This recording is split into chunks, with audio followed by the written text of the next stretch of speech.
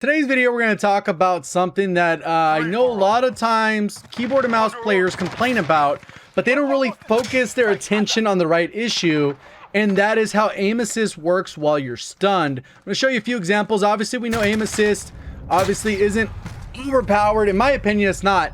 Obviously, there are some other ones that are a little bit stronger, like focusing and precision, which shouldn't even be in the game. They should just have standard aim assist when you have rotational, and then you have ADS slowdown, which basically just slows it down so it can be a little bit more manageable for you to control your recoil and handle the weapon. We know that that's how aim assist is supposed to work, but you get a lot of issues where people who are inexperienced controller players think that the controller is going to just do everything for them.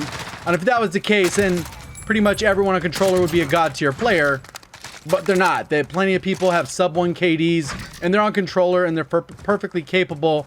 And they're old and mature enough, have enough playtime where they could have 2 or 3 KDs or whatever the case is. So that is one thing. What I'm going to do is show you how the stuns look within a match, so you can see how the difference is for both controller as well as keyboard and mouse. And then we're going to go ahead and introduce aim assist to the equation, where somebody's jumping across my screen and how easy it is to actually track them. On top of that, I'm going to turn the aim assist off on the controller and see what it looks like. Is it still like where I'm able to still track the player fairly easy? Or does it look more like what a keyboard and mouse deal with, where it's a little bit trickier to actually track the target? So that's what we're going to do now. So if you enjoy the video or find it helpful in any way, please do me a favor, hit the like button. If you want to find your way back more Call of Duty content, just make sure you subscribe with notifications on. So here's some video that I've already kind of stringed together, chopped up. And we'll kind of skim through it so we don't have to wait for any of the loading, but this is all gameplay that I recorded. And basically what I'm doing is I'm throwing a stun so I can hit myself, and then you can see how much slower it's making me move. It gets rid of my crosshairs, and then I'm able to get rack into full speed. We're going to do the same thing. I'm going to go ahead and do it again. I'm going to switch over here. We're going to try it again just to see if I can get the timing different. Still, you get this slow movement, and it's not like controller player has all this special ability. We'll see how that differentiates once we switch it up. So now I'm going to go over here. I switch it to keyboard and mouse. And as I scroll ahead, I'm going to end up throwing the stun. I'm going to go back in the corner. We're going to do this all over again with keyboard and mouse. So you have to pick up and swipe. And I'm swiping. And you get about a half rotation before the stun wears off. And that's kind of what we're seeing with controller player. So nothing crazy there. I did it with aiming down sight as well. So we can see right here, I end up throwing the stun. Now I'm going to aim down sight. And you can see kind of how wobbly it is, but you still get about a half rotation before that stun effect wears off. And this entire time, I'm like this with the mouse to try and turn. We go back to controller. And then I'm going to do the, I threw the nade instead. And then I'm going to go ahead and go back, and then we're going to do it again. Now I'm ADS. See when it hits, I get about a half a rotation. And then it goes back to normal. So there's no real difference in that regard in terms of, obviously it's a little bit smoother because when you're on a joystick, we'll go ahead and show this example too. When you're on a joystick, pretty much you're just holding one direction and the input's the same regardless. It's a smooth, input. Versus when this, I have a smooth control within my range of motion with the mouse.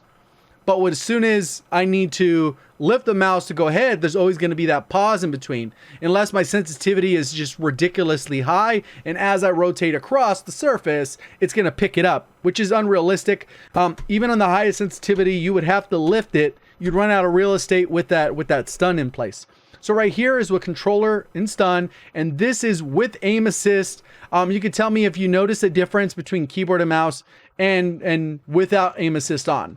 So I go ahead and have him throwing the stun in the box. Hits me, and then I'm tracking him. And you can see it kind of goes with them a little bit.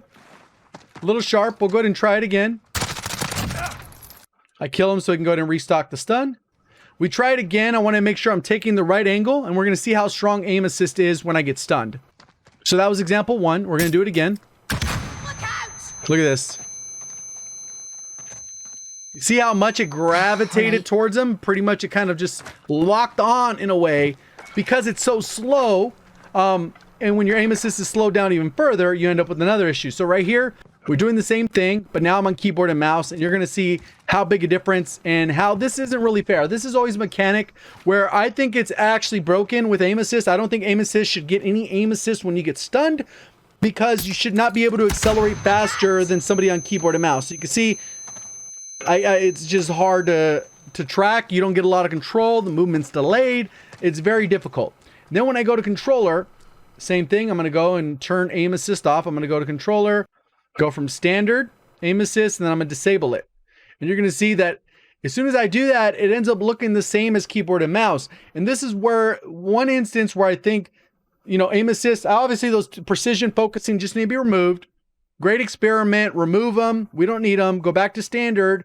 And that could be a little strong in some scenarios, but even then, this is where, in my opinion, aim assist is unfair and broken compared to keyboard and mouse players, regardless if you're on console or if you're on a PC. So right here, I turn it off and it ends up looking very similar. I get stunned and see how much further I'm behind and how much it's delayed. Right. This gives you the true effect of a stun. And you notice it immediately. You try and stun someone, you jump around the corner, they have aim assist, it literally drags with them. If you stun a keyboard and mouse player, they have no chance. If you stun a controller player, if you happen to jump across fast enough, it'll still track pretty good, even if you bunny hop or whatever. You'd almost have to not get in their line of sight, because as soon as you cross those crosshairs, it's going to kind of grab on, because it's already slowing you down so much. And since the aim assist is already moving slower, it kind of gets an opportunity to drag them with that rotational aim assist and the slowdown all working together, which it should not be functioning within that moment. So let me know down in the comment section. I want to let you guys know about that. That's something I think it should be fixed. If obviously not for this Call of Duty, kind of late in the life cycle, they've never done it. And it's been a recurring issue. I think most keyboard and mouse players would say, yeah, that's broken. It should be fixed. It's not balanced. Even if you are on a controller, I don't think you think that you should get aim assist in that scenario, because you've seen how it looked when I was a keyboard and mouse. Literally, it's like you're like a drunk player, which is the whole point of the stun. And then maybe they would nerf the stuns so they're not overpowered, because I think stuns are pretty strong.